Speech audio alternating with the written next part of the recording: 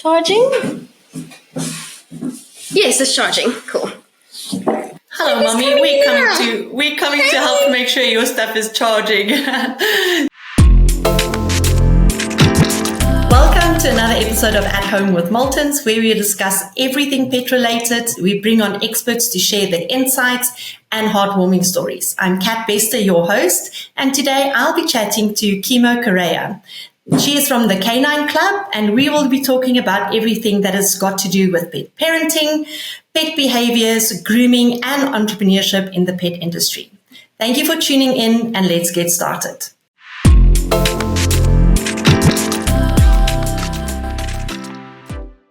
Welcome to the podcast, Kemo. Hi, Kat. It's very nice to be here. Thanks for having me. You have a very interesting background and business journey. As the founder of the Canine Club, the Golden Retriever Society in Cape Town, as well as being a breeder of Golden Retrievers, you are certainly a dog lover. Can you tell me a little bit about your beginnings, the Canine Club, and how it evolved from a dog walking service into a multifaceted canine lifestyle brand? Yeah, so we started off as basic dog walking service. I was basically doing dog walks on my own while I was studying animal behavior. And then, the workload just got really busy for me and I brought on someone else to help me.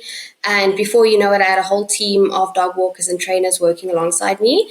And there was a big need for a doggy daycare service in the Bloberg area. A lot of our clients were asking us for this service and we decided, okay, let's go ahead.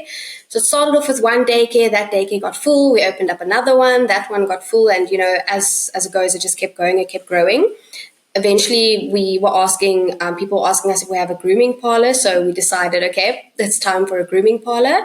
And we eventually also got sponsored by Heels for our puppy school training courses. And it's just kind of blossomed every year. I'd say every year that we've been running, we've kind of just opened a new facility and just as a team, just kept trying to climb the ladder. And now we're at the top pretty much. Wow. So there's so much in what you've just shared there. So I want to just kind of go back a little bit to say, so you actually studied animal behavior? Yes, I studied canine behavior sciences. Canine behavior science. Where does one go and study that? That sounds like a course I want to, or a career that I might want to. There's quite a lot of places that you can study.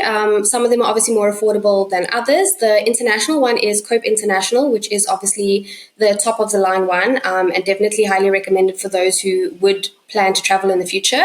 The others that I studied through are PetSense. PetSense College is more affordable and it is also online, which is quite convenient.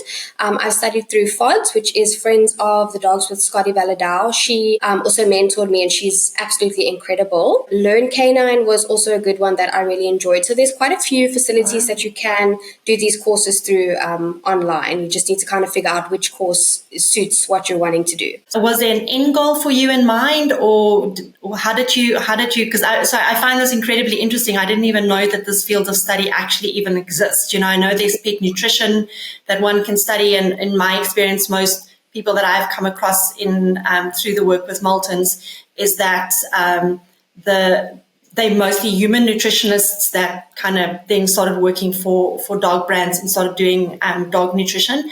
So what was your, from school time, when you were at school, what was the thinking behind wanting to go into animal behavioral science? Did you have an end goal in mind when you decided to go pursue that field of study? I never really had an end goal, to be honest. I always just really wanted to work with animals. When I was a kid, I wanted to be a vet. That everyone, when you're a kid and you're an animal lover, the only thing you think you can do is be a vet. And you're scrolling on Facebook and then one day you come across this advert that says, click here to become a dog trainer. And that's kind of what happened to me.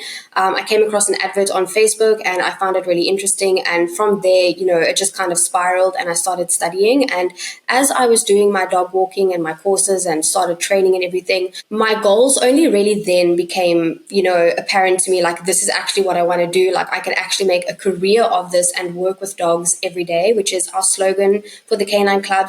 Is dogs all day, every day.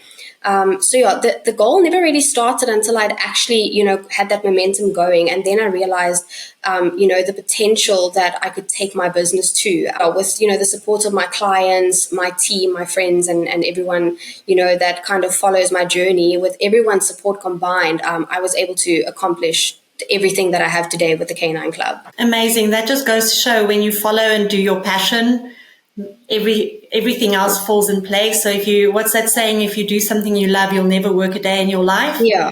So Scotty Gallagher, And my mentor, she actually said to me, and these words follow me. She said to me, don't chase the money, just do what you love every single day, and the money will follow. And through, I live by those words, and it really is true. You know, if you just do what you love every day and you're passionate about it, the success will follow through. That's amazing. You know, this is such a lovely industry to work in. So whether it is as a dog walker, a breeder, I myself as head of marketing at a pet brand, there's so many facets to it. Whether it's in like Jackie working with Woodrock, there's so many aspects to this industry, and I've been through many parts or many different types of industries throughout my career. And it's only when I started working at Marltons and started working in the pet category, I really, it's one of those where you go like, I really love my job for the first time. It is so interesting to learn about different pet types and their behaviors and issues and ways that you can help them. But what I do find is that sifting through the mountain of information that is out there, as someone who don't have your formal qualifications around animal behavior, there's so much information out there. So trying to figure out what is the right information to follow, and it's also not a one size fits all. There's so many things that can be done. And you know, you would start off. We adopted a little Dachshund, and we have a problem. Like he keeps on peeing in the house. He keeps on lifting his leg, which wasn't a big, he didn't do that in the beginning, but after a couple of months that started to happen. And you kind of go online and try and search for some advice, and you kind of get the stock standard basic answers in most cases. And it's kind of just twisted a little bit differently depending on the site. And often the advice is very high level. You know, I watch dog trainers and I go, I don't know, I've tried that stuff. It doesn't work. So it must be a me problem, but there's so much information out there. And I think also it's important. This is why this podcast is also there, is to connect with experts like yourself on a one-to-one basis and have conversations that are on a personal level. And hopefully we're able to put things into a bit of a different perspective. And it's kind of leading me into the dog walking and the puppy school and the dog training that you do. Dog walking is one of the bigger issues that I find that many dog owners that I talk to struggle with. Things like pulling on the leash, overexcited on the leash. And then what ends up happening, and I myself are guilty of that, is because the dog walk is not enjoyable, we don't do it often because it's so stressful and sometimes outright hurtful, right? Because you get injured with dogs like running all over the place. So as a dog walker, and an animal behaviorist. So what are some of the key things that you see when you take on a new dog into the dog walking school or group or kaggle? I don't know what you would call the guys that walk together. Your pack. I think that's it. The most common problem is definitely dogs pulling on a leash. I mean, even with our training school, 90% of clients that reach out to us for help, it's dogs pulling on a leash or dogs that are reactive to other dogs. You know, if another dog passes by on leash, or if you pass a house that has dogs behind the fence. Those are definitely the most common things that we deal with. So those are things that we help clients train their dogs for, of course, but it's also, like you said, now when dogs are coming into our pack for us to walk, whether we're walking them solo or walking them with other dogs, something that we do work on is the pulling, which we will obviously, whether the client has booked us for training or not, we will independently work on those problems just so that our walk with the dogs, like you said, is more enjoyable. So we do work on learning to control each dog better. Every single dog is so incredibly different. You know, we've got tiny little Yorkies that will try and yank our arms off, and then you walk a big St. Bernard and they walk next to you in a heel. So the size of the dog is not really the problem. It definitely is, you know, different dogs have different attitudes, different personalities, different triggers when they're out of the house. So we do take the time to get to know each dog. What are their triggers? Is there anything that they're scared of? All those kinds of things. And then, you know, with us bonding with clients' dogs when we walk them, we kind of figure those things out. And as we go along, we just, you know, we solve those problems one at a time until we've got that dog walking flawlessly. And very often so we'll start to bring the client into walks as well so that they can enjoy walks with their dog. So a lot of people use our walking service because they don't have the time. they work during the day, or they just have very busy schedules. So, our service is really, really convenient for a lot of people in the community. But then for those people that really do want to spend time walking their dogs, we'll resolve those issues for them and then actually bring them into the walks and educate them on how to walk their dog properly and how to reward and correct when they need to as well. Yeah, I mean, we got our Cocker Spaniels during lockdown, and it meant that that caused a lot of problems for people. Exactly, because they weren't socialized from a puppy age, so by the time they got outside, they've never seen another dog in their entire life.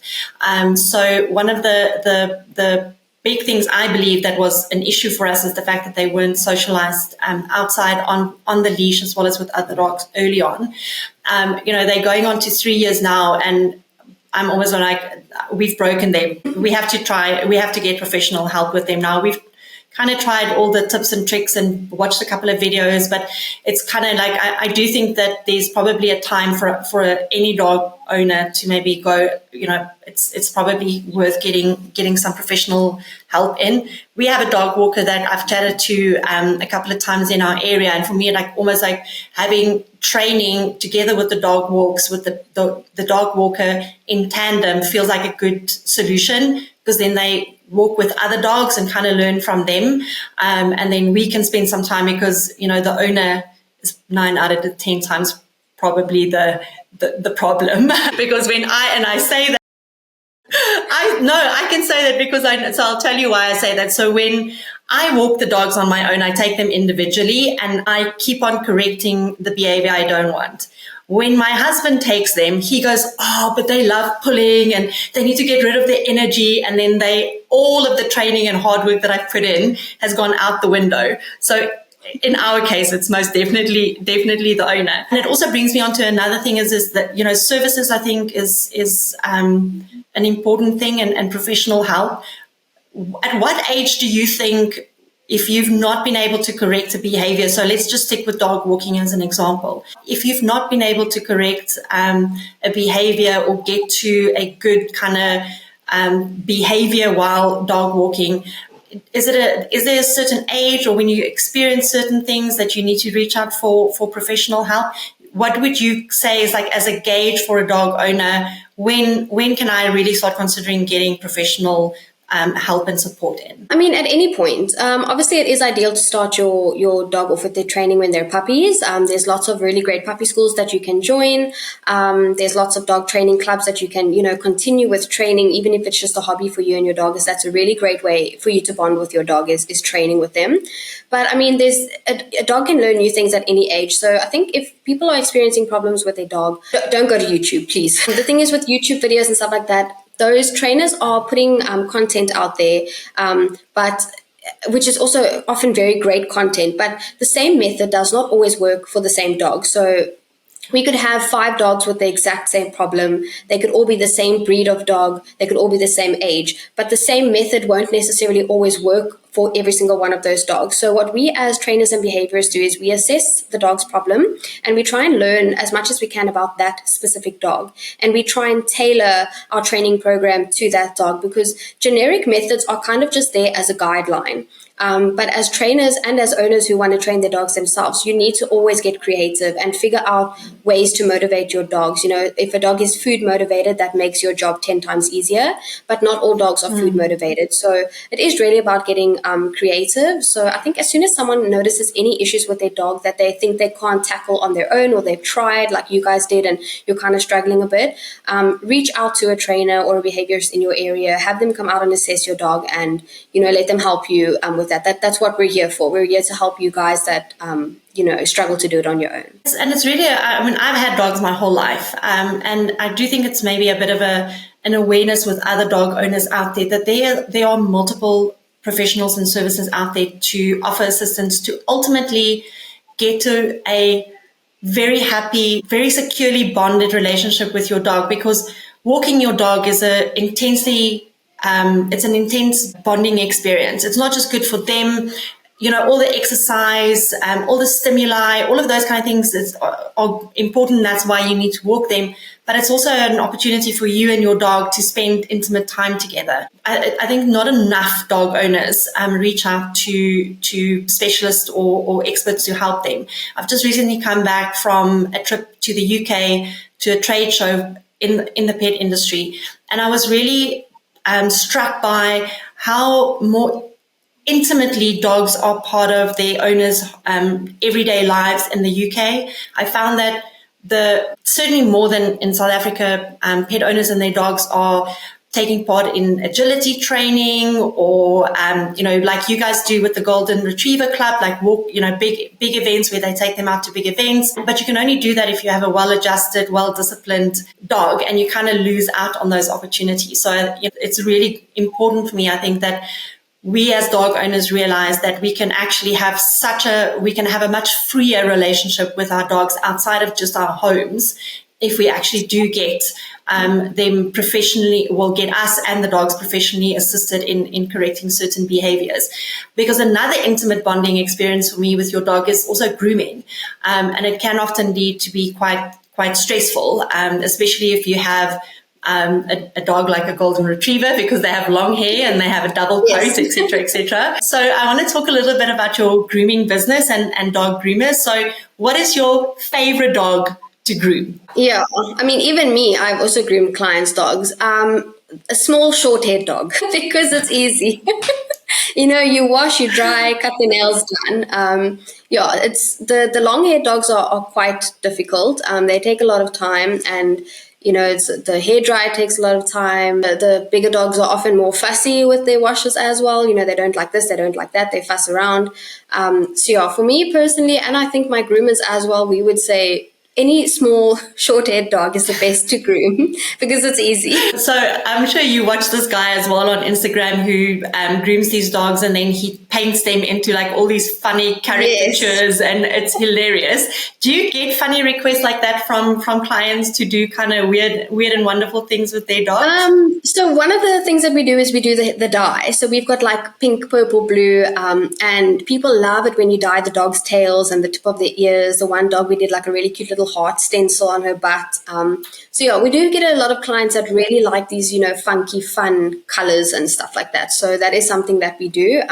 I've done it to my Goldens as well, put some color in their tails, and it's hilarious. People in the street, they find it so funny and it makes people smile. So why not? That's amazing. And I think always the important thing is to know that these are dog-friendly specific dyes that can be used. Yes. It's not your red exactly. dye from the hairdresser or bark color that's bought from Clicks. It's professional dog dye that you guys use. So talking about grooming, do you ever do any kind of a breed specific grooming cuts? We all know like a poodle has a specific cut, or a Scottish Terrier has got a specific cut. With the Spaniels, I like to have them in what's called a worker cut to keep their hair a little bit shorter. So do you guys really understand and go into different types of cuts for dogs? Is that even something that dog owners, in your opinion, are actually aware of, or do they just come and say, I want a summer cut or a winter cut? I'd say majority of clients don't really know the breed cuts, of course. Like you said, now they'll ask for a summer cut or a winter cut, which we often do explain first, because a lot of people don't really understand the difference. People will come and say, oh, can my dog they'll bring a golden in and say, can my dog get a summer cut? And I'm like, are you sure that's what you mean? So we are kind of strict in the aspect where we don't shave all breeds. We are very aware of the breeds that should be shaved and the breeds that shouldn't. So double-coated dogs should not be shaved. Their fur actually helps them regulate their temperature. So when it's cold, it helps keep them warm. When it's hot, it helps cool them down, which unfortunately a lot of pet parents don't know. We do try and educate everyone on that. So if somebody comes in, for example, with a golden retriever, let's use that, and they ask us to shave them, unless it's for a medical reason, we will unfortunately decline. We'll obviously explain to the client, look, these are the reasons why you should not shave your golden retriever. And if they really want their dog shaved because it sheds too much, then we just, rather take them somewhere else. We do what is best for the dogs. We know what the dogs need and what's going to be best for them. And we will put that ahead of, the owner's preference any day. So education is obviously very important, and we do definitely do that for clients. But we are very fussy with what we will do. So yeah, breed cuts are very, very popular, especially with the Pomeranians. They get the little lion cuts and stuff, and it's so super cute. But we are also very strict with what we do offer. If it's something that we know is not going to be in the dog's best interest, then unfortunately we will just very, very politely decline to offer that service. And I think that education piece is quite important, right? Because there's you've got a double coat, and then you've got an undercoat with a long-haired coat over, and it's owners don't necessarily know that, or you get a short-haired double coat. A lot of people don't know. Yeah. So just for our listeners and viewers out there, so just one or two breed examples of a dog that has a double coat. So border collies, they've got the double coat, so you should never shave them. We do get people that ask, and we're like, no. St. Bernards as well. So St. Bernards have got the undercoat as well. So even though they don't, they don't look like they're, how can I say, they don't look like they have long hair, like a Golden's hair will be long. They've got more like a fluffy kind of long hair, like thick hair, so thick hair, but they've got the undercoat as well. So they really shouldn't be shaved. But a lot of people will be like, oh no, but their hair's all over the house and they're getting hot.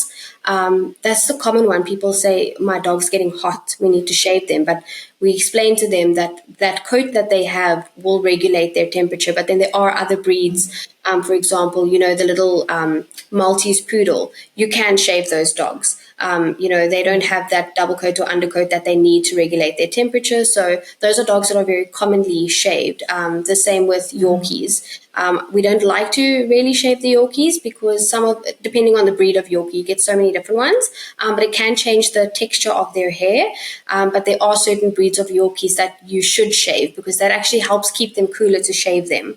So I think with breeding, it's very important that people do the research on the kind of breed that you have and figure out what do they need for grooming, because grooming is very important. It's a hygiene for your dog, the same as we would take a shower and shave our armpits. It's the same for a dog. So there's so many different breeds out there. So it's very important that people just figure out what kind of cut should they get for their dog, how often, with the dogs that can be shaved, how often should we shave the dog, and then kind of just keep it maintained. One of the big problems we have with grooming is clients' dogs coming in with mats on them because they don't get brushed enough. So I think it is really important that dogs get brushed. You should brush your dog daily, even if it's just for 5 to 10 minutes a day. This will help with shedding. If you get the de-shedding brush, it will really help a lot with shedding in the house. But also brushing your dog every day, just for a couple of minutes, will also, just keep away those knots and mats, because it's very, very painful for a dog if they get a matted area or a knot. And most of the time we have to shave that area off, even if it's a dog that we wouldn't normally shave. It's just way too painful for dogs to brush out those matted areas. So, sometimes we have to send dogs home with a small little shaved patch because they had a little rasta dread over there. Brushing your dogs is very, very, very important, even if it's 5 minutes a day. I'm certainly guilty of that. And in fact, a couple of weeks ago, I phoned my groomer and I said to him, please, I don't want any shame. The brushing routine it got out of hand. And then by the time we wanted to start brushing again, there was too many knots and I don't want to hurt them. So I think it's rather let you shave them off, but they are looking quite ratty at the moment. So I do know I'm a bad dog parent, but I think that is quite important right here. So there are obviously dog owners that religiously groom every couple of weeks, and that's their lifestyle and how they, that's their what they can afford. Then there are obviously pet owners who groom every couple of months and they maintain at home. And then obviously there are people that exclusively groom their dogs at home themselves. So regardless of how regularly you groom, what are the key things on that home maintenance that dog owners need to take into consideration? So you talked about brushing. Brushing is vital, but also this is not an educational system, but I think or session, but it is what type of brush you use. And I'd love to maybe as a follow on a conversation, get you in and let's, unpack different types of brushes and have a conversation and help demystify all of the brushes that's out there. But you've mentioned brushing is one thing that needs to happen. Anything else that dog owners can do to make that period between grooming as clean and enjoyable and as hygienic as possible? Yeah, so obviously part of grooming is cleaning ears, cutting nails. And also getting a dryer. Drying them is really important as well because you don't want their skin to get irritated if they're not dried properly. So it is really, especially with the dogs with the double coats, long-haired dogs, that you just dry properly. A lot of dogs don't really like the dryer, which is something that we face a lot at our grooming spa as well. I mean, even me at home, not all of my Goldens like the hair dryer. But for those whose dogs can withstand it, definitely important to dry them as best as you can. Cut their nails every couple of weeks when you start to see that they're overgrowing, and then obviously clean their ears to avoid infections. And I mean, for those people that groom their dogs at home, depending on the breed, of course, this does play a big part, but I would say between 1 month to 2 months, depending on the breed and depending on how dirty your dog gets. I mean, my dogs will get dirty the day after they get groomed. They have no respect for me. They're like, oh, we got bath. It means it's time to get dirty again. But some dogs are a bit more bougie and, they keep their paws clean. So I think it's just very important to always make sure that your dog smells good. You get lots of really nice, almost like we have those dry shampoos. You get things like that for dogs as well, where it's like kind of like a spray to just kind of, wipe away any like sticky residue on there, make them smell really good. But yeah, I would say for those grooming dogs at home, between 1 and 2 months, give them a nice bath at home. If you need to trim their paws, you can trim, any scraggly hair so they don't look like the Grinch. Nails cut is very important. If you let your dog's nails grow too long, and they start pushing into the ground, it can actually cause quite severe infections and injuries to them. So keeping nails short is important, and cleaning ears. I think a lot of people forget to clean their dog's ears. So, I mean, you get lots of really cool products from your vet practice. Does Marltons actually have, I think Marltons might also have an ear cleaner. I might be wrong. So we have an ear cleaner, but not under the Marltons brand. It's one of our specialist vet brands called Vet IQ. We provide a ear cleaner, and it actually has a patented technology in the nozzle of the ear cleaner. It's a soft nozzle so that you can really get into the grooves of the ears. So yeah, it's a very beautiful product that's available at pet stores and online. Okay. Yeah, I'm gonna go look for that. So yeah, ear cleaning, especially with dogs that swim. Dogs that swim always dry their ears after they swim, and that's another thing. Drying your dog after they've swam, if they've been in the pool or they've been at the beach, just make sure to take a towel if you don't have a hairdryer nearby, and just make sure to try and dry them as best as possible. Grooming is more important than I think people really understand. We have a lot of people that say, oh, they groom their dog once a year, and I'm like, can you imagine taking a shower once a year? Goodness. So yeah, grooming is really important. My kids will love it, by the way, if they could only shower once a year. Yeah, so even if it's the basics, just try and do it at least once a month. Spend that hour with your dog and try and get them feeling, a bit better. And like as with all things in life, choosing really good quality products and tools. Not all brushes are created equal, and likewise, not all kinds of shampoos and products out there are created equal. So invest the time and the money in researching the product and the tools that you are using, and rather spend a little bit more on a brush that is going to last you pretty much forever, and the right brush for your dog. Figure out what brush is best for the breed that you have. Not, one brush doesn't work for 10 dogs. You need to get something that's going to suit the type of hair that your dog has. The one thing I also find that owners often forget about or not think about is the environment. So they just come from the groomers, they smell lovely, they're all fresh and everything's brushed out and they cut beautifully. Bedding at that same day. So I do it with my dogs as well. The same day that they go to the groomers, I put their bedding in the wash. We spray. We've got the Marltons cage kennel and hutch spray, which kills all bacteria, kennel cough bacteria, and there's one other virus that I can never pronounce. So I spray their bedding down with that product, or the area where they sleep. I spray that down when they're at the groomers, and then when they come back, not only are they clean and healthy, but also where they sleep are clean. Otherwise, they just smell. They're going to go lay on a dirty blanket and then their grooming session was for nothing. Exactly. So, I mean, you've got Goldies, right? And you are a self-confessed Goldie fanatic. Do your dogs swim a lot? I'm sure they do. They do. I mean, Peach, which is my main Goldie, everyone that knows me knows that Peach is my absolute best friend. This dog will smell a dam a mile away. She will know the dam is there before you know the dam is there. She's absolutely besotted with water. She's been like that since she was a puppy. So they do all swim, but I mean, she's on another level. And I mean, it's not always, it's often very stinky places that they swim. You know, they'll go swim in the dam and then they want to go roll in the mud. So grooming is a never-ending battle in my house with the Goldies. Well, luckily Peach has you as her dog mom, so I don't think she could be with a better dog parent.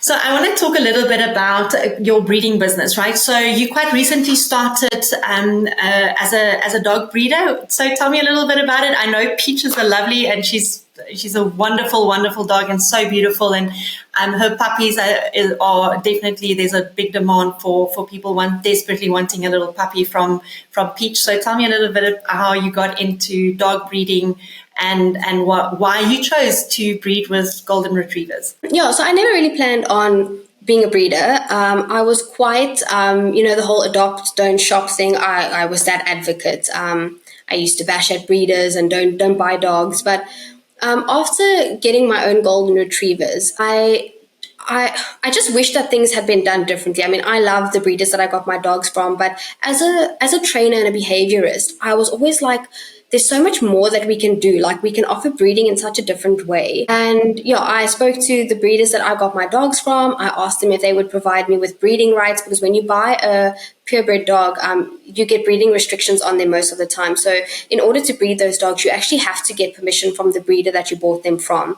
Otherwise, you cannot register those puppies. So I had those conversations with them and I said, look, I'd actually like to have a litter and start my own breeding program. And they were all very, very supportive of me. And then Peach my first litter was born on the leap year, 29th of Feb, which was very special. So we called them our leap year litter. And, the difference that I want to make is, so I train all my puppies before they go to their homes. So they go to their homes already super well balanced. They've got their basic obedience training down already. We test for good genetics. We make sure that the males that we pair with our females are, healthy, good temperaments, no problems, because we don't want those parents to sit with any health problems down the line. So yeah, it was kind of something that just happened one day when I realized, like, I actually really, really love Golden Retrievers and I really want a whole bunch of them around me all day. And yeah, with the support of my dog's breeders and Natalia, who I absolutely adore, she used to breed many years ago and she's a very good friend of mine. She's kind of mentored me through all of this. She has given me all the advice that I need. She's told me all the tips that I need. And she's kind of been my helping hand with my first litter. If there was anything I was unsure of or anything that I needed help with, she was the first person that I'd call. And yeah, she's pretty much guided me into being the best breeder that I can be. And I love it so much. I mean, raising a litter of puppies is not all fun and daisies. People are like, oh, you get to play with puppies all day. It's training. It's cleaning up after them. Do you know how much 9 puppies poop every day? It's a lot of poop. So it's a lot of cleaning, it's a lot of training, it's a lot of love that goes into them. I want these puppies to go to their new homes just feeling completely loved and well-balanced and confidence in everything that's around them. We teach them what a vacuum cleaner is. We teach them what a hairdryer is, what a mop is. We've got different animals in our home. We've got cats, we've got guinea pigs, we've got tortoises. So they get socialized with different animals. Once they're vaccinated, we have our friends coming into the home, so they get socialized with different people. So that's kind of what I wanted to do different with the breeding world of Golden Retrievers, is put out puppies that are special. They're all special in their own way, but I wanted my puppies to be special. I wanted people to say, I want a Golden Retriever from Kemo because these dogs are absolutely incredible puppies. And yeah, that's been my goal for Quilivia Golden Retrievers. That's my breeding kennel name. And I'm on my second litter now and absolutely loving it. I have got a waiting list of people that want puppies from me, and yeah, we're getting there. We're learning a lot as we're going. Our puppy parents with these litters are incredibly happy with the puppies that we've been pushing out. So Yeah, it's awesome Amazing. to live your day every day with puppies. It's just amazing. Those little breaths, I mean, they breathe that little They are pronutro too breath. cute. I love it. That's the best part of having puppies, being near a puppy is that breath. So there's so much that you said during this piece of the conversation, and like, it was like, oh, I want to talk about that. Oh, I want to talk about that. So I mean, just going back to adoption versus buying a dog from a breeder, there are estimated over 3.4 million dogs and cats that are currently homeless or in shelters, and only roughly around 9% of dogs and 19% of cats actually do get adopted.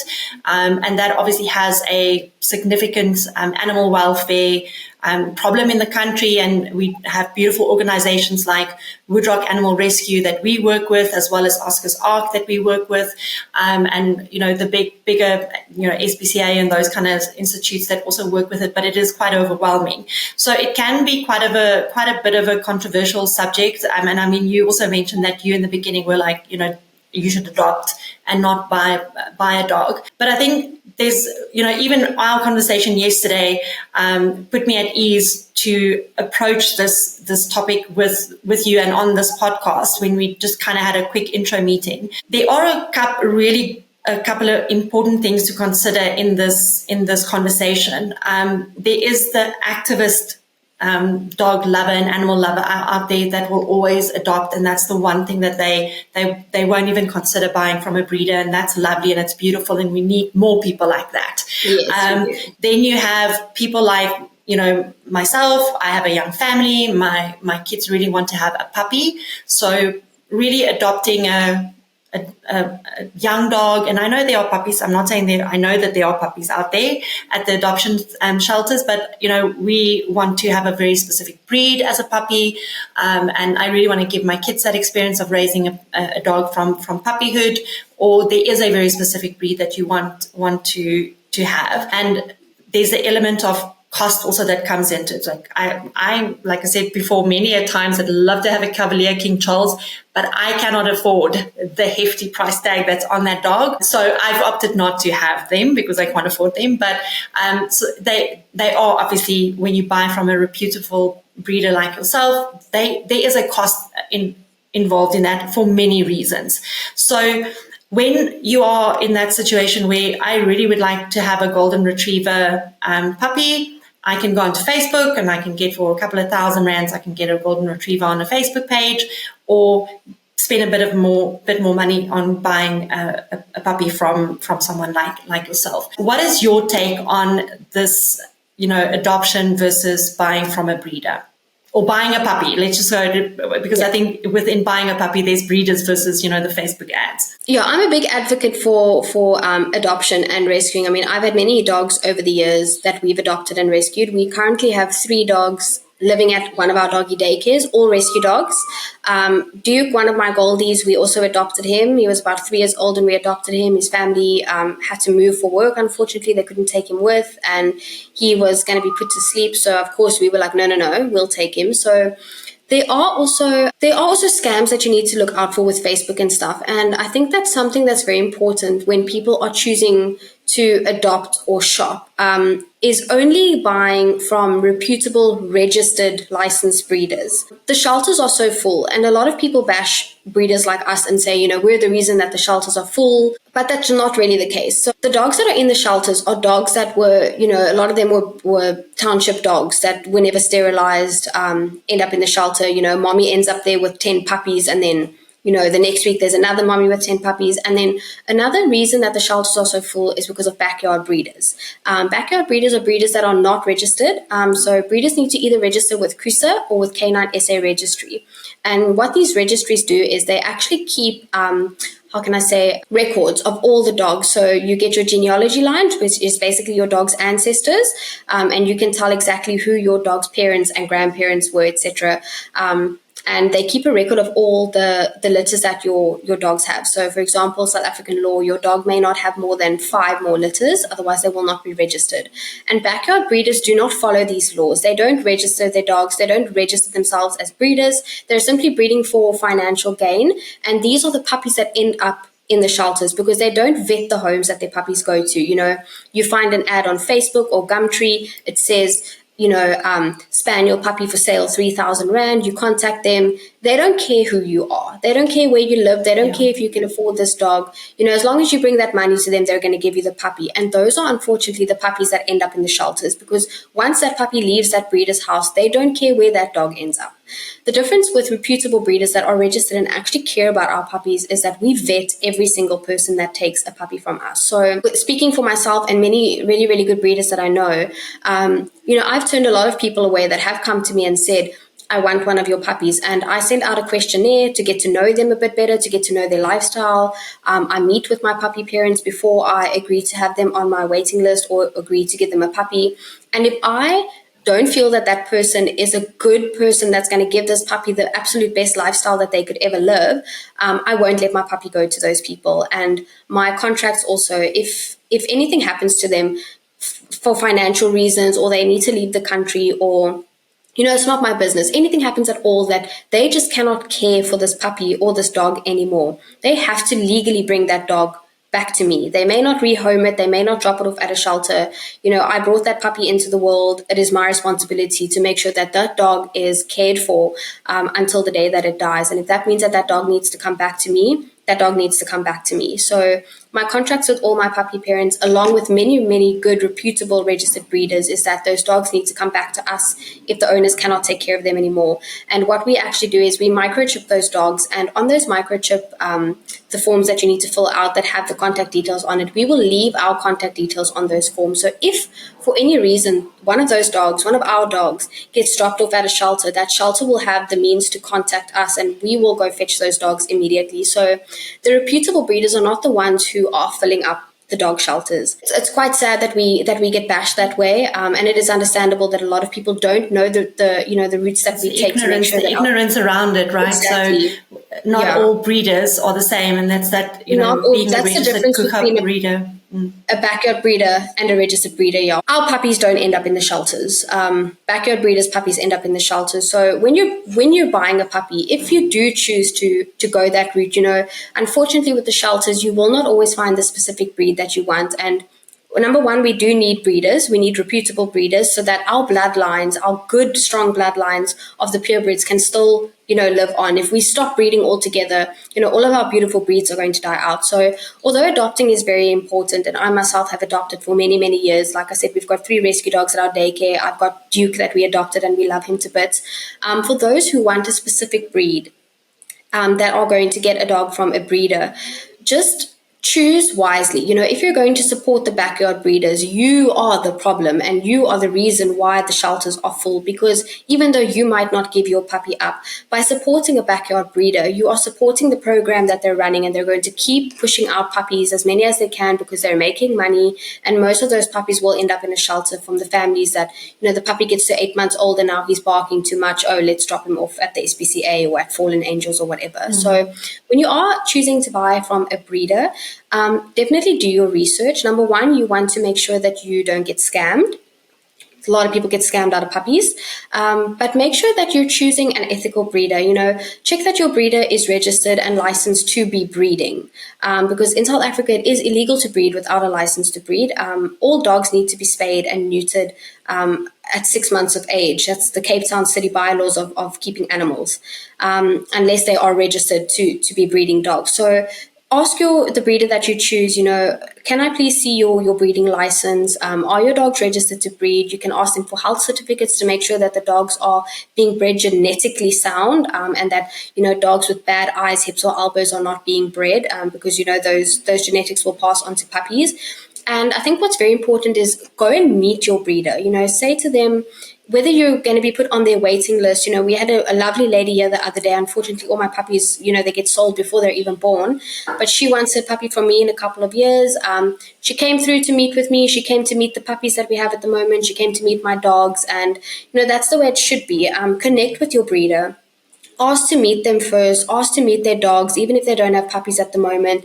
Don't send somebody money. Don't send anybody money and they promise they're going to send you a puppy. I think it's very important that you meet this breeder. And if it's a breeder that's in another country, there's a lot of breeders that are kind of split all around South Africa and you don't have the means to go and meet them, do your research on them. Most breeders will have an Instagram page that they're very active on. They'll have a Facebook page. You can even ask the breeder to please send you, some references of people that have previously bought puppies from them. And you can ask those people, can I see some videos?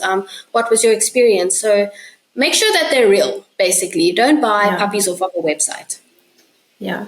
I think that's so helpful, right? And I think it's like we as a potential dog owner have the right to ask certain questions, right? And should ask certain questions. Yes, so asking for their license, asking for the genealogy, asking for a meet and greet, whether it's on the phone, on a Teams or a Google call, physical visit. Do your research, ask for references. And, like you say, your puppies are often sold out before they are even born. So it does mean that there's a waiting list. So rather get on the waiting list, use that time to save the money during that waiting period and get that dog that you really, really want, because you're going to have a wonderful pet and dog that's going to be part of your family for many, many years. So it's worth that investment. And I think ultimately, I suppose the question is do you want a puppy or do you want a golden retriever puppy?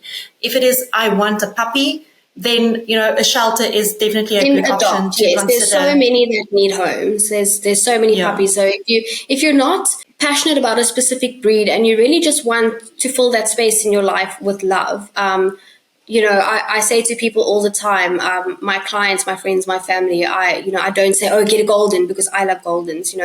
You need to find a dog that matches your lifestyle and your personality. And although goldens to me are the best things in the whole wide world, not everybody feels that same way. So if you're choosing to just simply get a puppy because you want a puppy, then I would 100% say go to one of the shelters. There are so many puppies that need love and need homes as well. Absolutely. And I want to talk a little bit about the scams, right? Because there's a lot out there. And I think especially there was a period that it was really rife in the country and I think worldwide as well. So what are some of those scams? So you gave fantastic advice when you found a breeder that you potentially want to work with. For me, I was like, I wish I knew that beforehand when I bought my dog from a breeder. What are some of the red flags that people should be looking out for when you want to? So if there's a scam in the breed. Yeah, so the most common things that we see in scams is these websites where if you see a website that has multiple different breeds on it, like there's a golden retriever and a spaniel and a border collie and a Dalmatian, it's a scam. So if you see a website that shows multiple puppies on that website, it's a scam. Look out for people that are asking you to send deposits. So we do ask for deposits for our puppies to help us with the cost of raising the puppies. But again, my people come and meet me beforehand. They know I'm real. So don't just send money to people if somebody's saying that they want a deposit. If they can't video call you, if you say, can we have a video call to see the puppies? Red flag.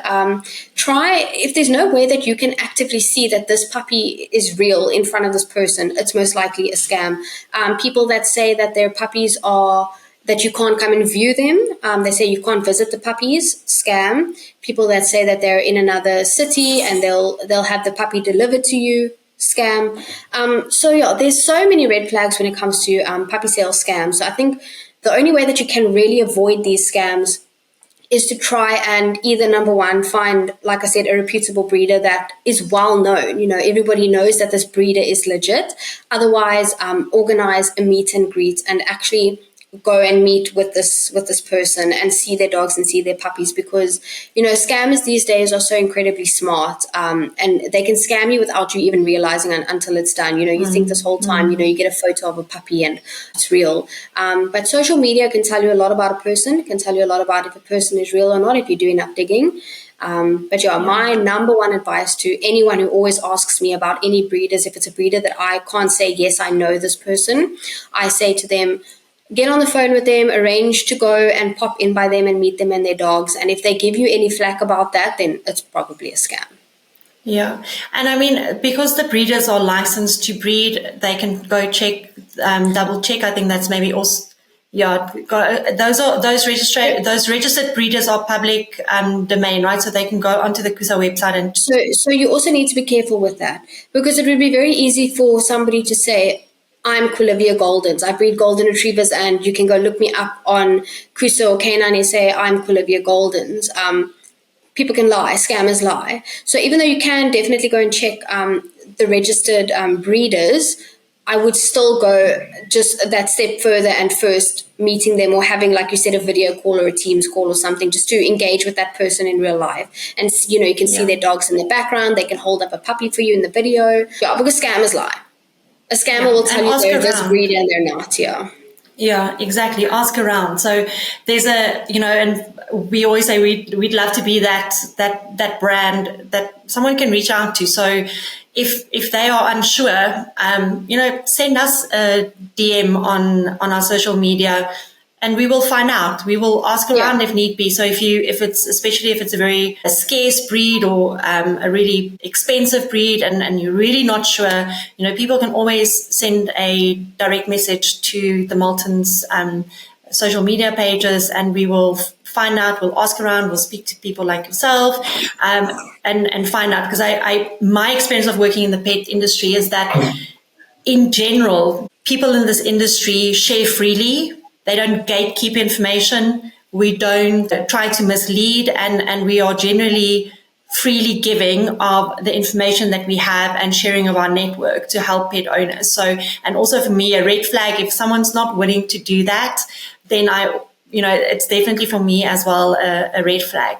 I want to talk a little bit about now, so very, very serious subject, but I do want to talk about your Canine Club and the Golden Retriever Society. So, because that's really where this breed comes to its own. We've been involved with you guys for a couple of events, and I know that you have a really big event coming up this Saturday. So, how did the Golden Retriever Society and the Golden Club come together? Are they like parts of the same thing? Are they quite different? How did all of this come about? And tell me a little bit more about that. And obviously, I want to talk about the Golden Paws Gathering. Yeah. So the Golden Retriever Society Cape Town was founded by myself and Andrea. So we have got dogs from the same breeder, and I was in contact with some people that also had dogs from that breeder, and so was she. And we'd kind of just had this little Instagram group chat with a couple of the dogs from this breeder to like arrange some play dates and stuff, because we thought it would be so cute. And then we were like, hey, let's make it a WhatsApp group. It's so much easier than having to like go on Instagram to chat all the time. So we created this WhatsApp group, and it was just a small group of people, and we would chat about arranging play dates and do all these fun things with our dogs. And then Andrew's like, oh, let's add this person, they have a Goldie. And then I was like, oh, I know some people with Goldies, let's add them. And then eventually we were like, no, we need a name and we need a logo, because we were getting more and more people. And then we decided on Golden Retriever Society Cape Town, and my boyfriend designed this really awesome logo for us. And the next thing you know we've got like, I think there's like 300 and something members. It's crazy. And we decided to have our first big gathering, because Andrea was like, no, she wants to count how many Goldens can be like at one place at once. So we had the first Golden Paws Gathering. I think we had 118 Goldens at that first event. Wow. We get sponsors for these events, so everyone that joins us gets a goodie bag with like all these really cool things in it. What we've started doing now is we've started including market vendors, so that people in our industry that sell pet products or pet services can actually come and, market their business, make some sales, and, just get their name out there. It's a lot of small businesses that have been coming to join our markets, and also nice big brands as well, such as Marltons. And Marltons is, I think, our biggest supporter of the Golden Retriever Society, and we really appreciate that. So yeah, it started as a little play group, and then now we have a whole society of Goldens, and we chat in the group all day in the WhatsApp group. People ask for advice. If their dog is sick, they'll be like, does anybody know what this could be before I go to the vet? If somebody wants a play friend for the weekend, they message in there. We chat about products for our dogs. We chat about, we send funny videos of the things that our dogs are doing, funny photos. If it's a Goldie's birthday, everybody will wish them happy birthday. We've sadly also lost a couple of Goldens over the last year. So we share that loss with our Golden members when they lose a Golden, and, we try and all be there to support through that. So it's really a community that we've created, in a sense, a big Golden community. And we love it. We all love our golden retrievers. We all love just hanging out together with our dogs, and yeah, it's awesome. Sure, that's amazing. That's such a community, right? So this is not some arbitrary social media page that you follow. This is a real community of golden retriever lovers that share in the ups and downs, the happy memories, and also the sad moments when dogs are sick or pass away. I don't think I've ever heard of or come across another community like the Golden Retriever Club that is so intimately supporting and sharing each other's experiences as a dog owner. It's lovely. I wish there was more of that out there, and maybe please, if there are listeners out there, if there are more of these kind of groups out there, we'd love to know about them, because this is for me what dog ownership is all about. It is about bringing people together and sharing your life with a pet outside of just your home, and especially the events, because it's quite interesting, the play date part of it. So retrievers are obviously quite active, and they need that interaction, and that's lovely. But now, what happens at these golden retriever events? What do you do at Golden Paws? So the Golden Paws Gathering is basically our annual event. So it's our biggest one, and our goal is to actually get the Guinness Book of World Records record for having the most Goldens in one place, and that's definitely what we're working towards. Andrea's highlight of these events is counting the Goldens. So whenever somebody arrives with their Goldens, they need to kind of sign in so we can have a nice head count. It's really just a fun event. You can bring your family, bring your friends. It's even if you don't have a dog of your own and you love Goldens, please come join us. The stalls sell lots of things that you can buy for your dogs. We've got food markets there. We've got doggy pools, and we play the most hilarious games with the dogs. So we play like the egg and spoon race. But you've got your dog on a leash and you need to get to the end of the line with a spoon in your mouth and an egg on it. We play musical sits. So like instead of, the people would sit on a chair, once the music stops, your dog has to sit. The last dog to sit is eliminated. We do the black bag race. So you've got your dog on a leash and you're in a black bag. It's absolutely hilarious. The whole event is just filled with people laughing and having a good time with their dogs. The dogs are running around playing fetch together. They're tumbling on the grass. They're swimming together. They're sharing cupcakes from Pupcakes Dog Bakery. That's always there. It's just a really, really special day where all the people that are obsessed with Goldens like us can come in and enjoy it together. It's magical. I sound like a crazy person, but honestly, it's paradise for us Golden lovers. It's just a bunch of Goldies having the time of their lives. Well, I don't think you sound like a crazy person, because from first-hand experience, the first event we did with you guys, we weren't sure, but we came across your Facebook page, and we're like, oh, this could be something really cool, and we reached out and we chatted, and then after that first event, we were like, oh, this is like canine cocaine. It's absolutely one of the best events of the year, and we subsequently, every year we try and do something, a little bit bigger and get more involved. So it's definitely a lovely event, and even for someone who doesn't have a dog, I think coming out and experience all of those Goldens together, it's a wonderful opportunity. If you have your next event on the 12th of October, and then that's where you guys are going to be attempting the world record, correct? Yes. So with the world record, we've put in an application, which takes quite long to actually hear back from the Guinness team. But we have opened up an application because we need to find out if there is already a record for it, which if you go onto their website, you can't find any. But it's also, their searches are also very particular when you search for a record on Guinness Book of World Records. The words, if you search the wrong words, the wrong things come up. So we've requested from them to find out if this would be a record that we would need to break, or if we would actually be creating the new record. And then we would have to then set a date for that, because they actually send out like an officiator when you break the record to witness it. So these events that we're doing is basically us leading up to that, kind of getting the hype there. Every single year that we're having these events, there are more people and there are more Golden. So we're just building it up to that. I mean, we've got people that are coming through from Mossel Bay. We've got somebody coming through from Pretoria. We've got someone coming through from Johannesburg that have booked accommodation in Cape Town just to come to our event on the 12th of October with their Golden. So, it's become a really, really incredibly well-known event, even outside of Cape Town, where people are actually traveling out here to come and enjoy this day with us. So we're going to get the record. Maybe next year we'll get it, but yeah, that is our plan. We want to get the officiator out here so that we can get that nice certificate saying, Golden Retriever Society Cape Town holds the record for the most golden retrievers in one place.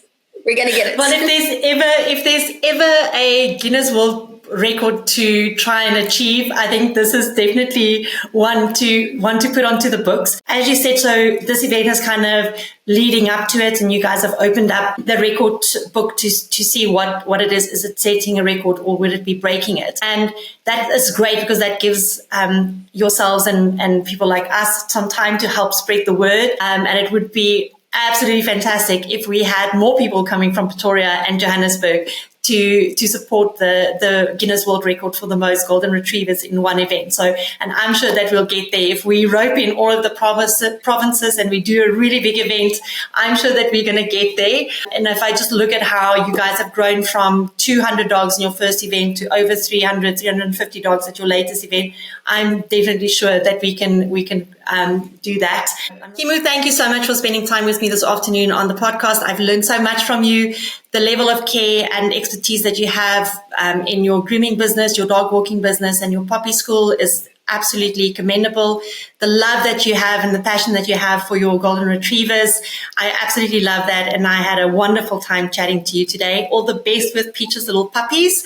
Hope they all have a healthy journey and they find beautiful homes to go to. Thank you so much for spending time with me. Thanks, Kat. I had a great time. I can't wait for the next one.